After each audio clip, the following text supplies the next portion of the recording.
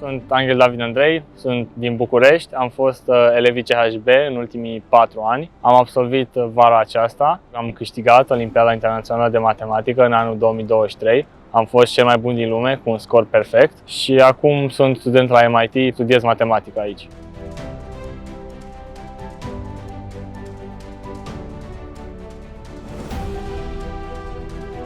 Da, îmi amintesc prima mea interacțiune cu matematica a fost la grădiniță, când număram mere și pere de pe un tabel și astfel știam că suma numerelor de la 1 până la 10 este 55. Și în fine, prima oară când chiar pot să zic că m-am apucat de matematică puțin mai serios a fost prin clasa a 3-a, când mergeam la niște cursuri Arhimede și început să merg la concursuri. Începând în clasa a 3-a și de atunci nu m-am mai oprit.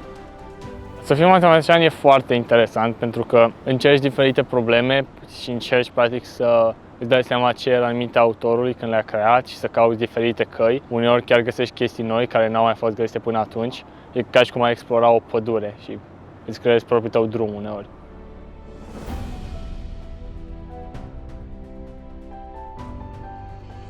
Când eram mic am participat la Lumina Mat și a zice că m-a ajutat să-mi placă matematica un pic mai mult, deoarece am câștigat niște tabere și am văzut câte lucruri tari poți câștiga prin matematică. Taberele Lumina Mat, pe vremea mea cel puțin, erau foarte mișto. Durau cred că vreo câteva zile. Copiilor care participă la concursul Lumina Mat le urez să se concentreze, să dea tot ceva mai bun și sper să câștige tabăra. Dacă un copil vrea să fie olimpic la matematică, trebuie în primul rând să se pregătească, să învețe foarte mult, să învețe și din greșeli, aia e cred că cea mai importantă parte, chiar că sună clișe. Și e foarte important să-i placă matematica, pentru că dacă nu-ți place, nu o să poți să faci.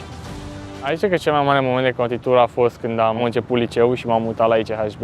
Atunci am putut să mă dedic matematicii și să pot să devin bun. Cea mai mare realizare din viața mea zice că a fost faptul că am fost campionul mondial la matematică anul trecut. A fost, nu pot zic visul meu, dar a fost ceva ce mi-am propus și am reușit. Sunt foarte mândru de asta. Pe parcursul liceului, profesorii mei la matematică care m-au ghidat în matematică și în viață au fost Vacariu Victor și Dan Dumitrescu și le mulțumesc pe această cale. Special în clasele mai mici e foarte important profesorul, deoarece te îndrumă și îți arată cum să te pregătești și ce ar trebui să înveți.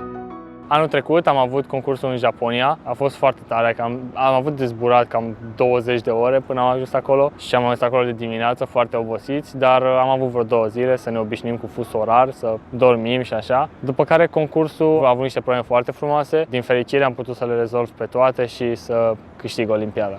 Îmi amintesc foarte clar momentul când mi-a fost confirmat că am câștigat, eram în Tokyo, în intersecția Shibuya, una dintre cele mai populare din lume și mâncam o shawarma pe niște scări. Și m-am simțit foarte bine. Când ne-am întors în România am primit burse de la minister și premii și a fost destul de bine.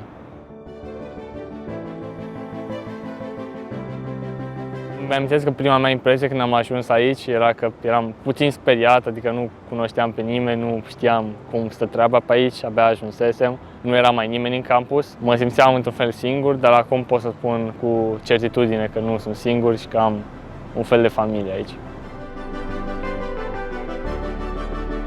Da, m-am obișnuit să locuiesc aici, adică să vorbesc engleză și să practic obiceiurile lor, care cei drept nu sunt mult pe diferite de ce fac și pe acasă. MIT este o universitate de top, în concordanță cu multe topuri online, este cea mai bună universitate din lume și asta se poate vedea și aici în campus, prin toate facilitățile minunate și oamenii pe care am cunoscut de când sunt aici. Cursurile sunt mult mai grele și mult mai avansate, comparat cu ce facem la liceu și sunt chiar niște cursuri foarte grele și la nivel de universitate. Deci trebuie să muncești mult mai mult și să fii mult mai atent.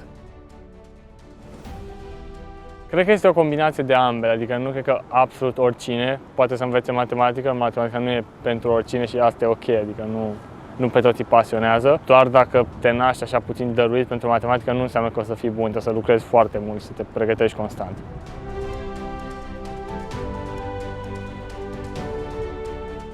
Mie cel mai mult îmi place geometria. În mare parte pentru că sunt bun la ea. Când mă refer la geometrie, mă refer la geometria de olimpiadă, nu la geometria de după, care, din păcate, geometria de olimpiadă a dispărut, adică nu mai există odată ce încep facultatea. Geometria ne înconjoară.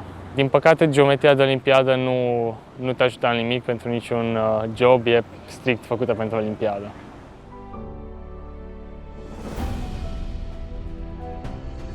Cred că matematica este importantă pentru că te ajută să gândești mai repede și să poți rezolva o problemă logică și să urmezi niște pași logic în a-ți rezolva și problemele în viață. Matematica este prezentă peste tot, de exemplu când te duci la magazin și cumperi ceva și vânzătoarea trebuie să gândească cât trebuie să-ți dea, aia e matematica. Părerea mea de matematician este evident că matematica e mai importantă deoarece fizica se bazează pe matematică. Sunt o grămadă de probleme nerezolvate în matematică care încă așteaptă soluții, unele vechi de sute de ani. De exemplu, ipoteza Riemann. Dacă cineva ar rezolva ipoteza Riemann, probabil ar deveni cel mai mare matematician care a trăit vreodată. Păi, după părerea mea, cel mai mare matematician e Euler, pentru că are nenumărate teoreme în toate câmpurile matematicii. Mă gândesc după facultate, o să încerc să mă întorc în țară, dar sunt multe circunstanțe care depind de asta. Dacă mă întorc în țară, aș încerca să ajut olimpicii să se pregătească pentru olimpiade prin orice mijloc pot. Sfatul pe care îl dau mereu elevilor e să facă ceea ce le place, pentru că asta e cel mai important în viață. Ultimul mesaj pentru toți cei care mă ascultați este să vă urez să vă puteți îndeplini visele, să ajungeți să intrați la facultatea la care doriți, la jobul pe care doriți și să fiți fericiți în viață.